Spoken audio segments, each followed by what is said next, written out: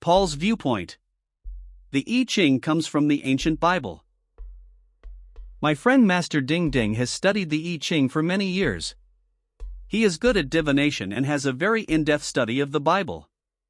While he is running a semiconductor company, he recently published a groundbreaking theory called the I Ching comes from the ancient Bible.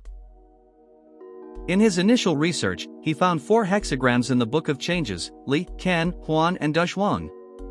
3 of these 4 hexagrams are biblical stories, and the other is a biblical psalm. The story includes the famous exodus of Moses from Egypt. Back to King Wen of Zhou, the founder of Hexagram 64 of the Book of Changes. He was imprisoned in Youli prison by King Zhou of Shang Dynasty. He can tell stories from the ancient Western Bible hundreds of years ago, and embed them into the incomprehensible hexagrams and lines in a nearly code-like manner. Is this just a matter of chatting with the jailer, or is he actually seeing these scenes? There are 64 hexagrams in the Book of Changes.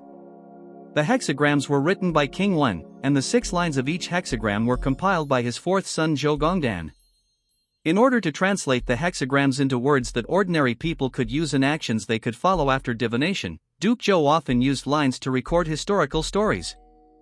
For example, the lines of the Xiaowu hexagram describe the story of King Wu's defeat of Zhou. I hope these stories can encourage future generations and have a basis for divination, just like reading history and philosophy textbooks, so that they can learn from the past and understand the future. But how could these stories describe the ancient biblical record of Moses leaving Egypt and crossing the Red Sea, thousands of miles away? Are Chinese and Western cultures actually connected? In other words, can the prophets travel freely in time and space without any hindrance?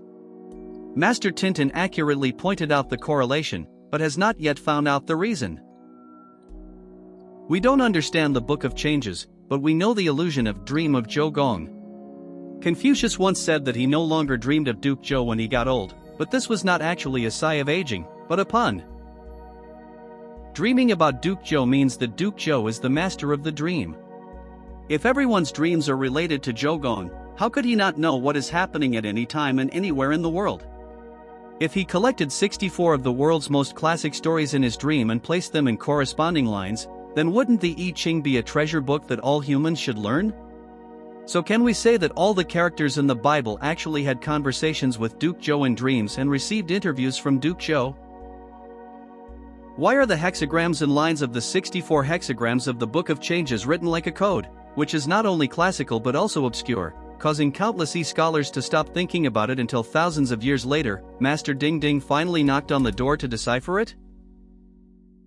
King Wen of Zhou told Duke Zhou that because this book was sent from prison and could be seen by both the enemy and ourselves, it must be expressed in some kind of code. This is like the Code War between the US military and Germany and Japan in World War II. Therefore, the I Ching is difficult to understand. The reason for compiling such an accessible story from the ancient Bible into complex classical Chinese is not to show off one's literary attainments, but to avoid decryption masters like Daji and prevent Shangzhou from burning books and banning them into the hands of the common people. Master Tintin explained the stories of the 4 hexagrams in the Bible and published the first collection. I hope that he will use his knowledge and insight to master both the East and the West, the past and the present, and continue his efforts to decipher all the remaining hexagrams, so that all the inspiring stories and the mysterious links between the East and the West will finally come to light.